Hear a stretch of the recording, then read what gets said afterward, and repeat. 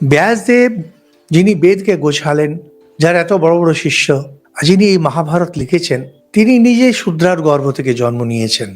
দিয়ে পরে পরে আমরা দেখছি কিভাবে ভারতবর্ষে খুব দুঃখের, অত্যন্ত দুঃখের এই কারণে, হিন্দুদের মূল ধর্ম হলো বেদান্ত।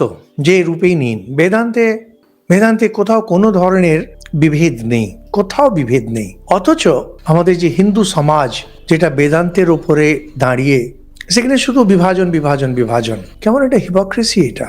একদিকে আমরা বলছি আত্মার সুখ নেই, দুঃখ নেই, আত্মার লিঙ্গ নেই, আত্মার জাতি নেই। অথচ যখন আমরা সমাজে আসছি, ব্রাহ্মণ, ক্ষত্রিয়, বৈশ্য, শূদ্র, এই ছুত এ ও ছুত, একে সম্মান করে যায়। কি এটা হিপোক্রেসি? এটা তো কি, তো চালবাজি। দুঃখের কথা এটা।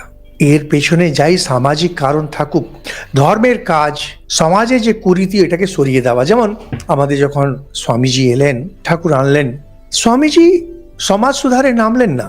যেটা রাজা রামমোহন রায়, এনারা, কেশবচন্দ্র সেন, এনারা যেটা একটু করার চেষ্টা করেছিলেন, স্বামীজি করলেন না। স্বামীজি করলেন, বললেন ঘোড়ায় জল দাও, ধর্মকে ঠিক করো, বাকি জিনিস সমস্ত নিজেই ঠিক হয়ে যাবে। যে আমাদের যে ধর্ম যেটা, সেটাই ডাইলিউট হয়ে গেছে, খেলো হয়ে গেছে।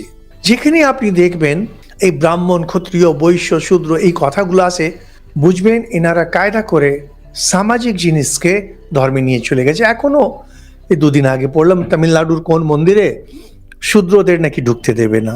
কি অন্যায় কথা! ব্রাহ্মণ, ক্ষত্রিয়, বৈশ্য, শূদ্র, এগুলো তো সামাজিক জিনিস, মন্দিরে ঢোকার সঙ্গে কি সম্পর্ক আছে?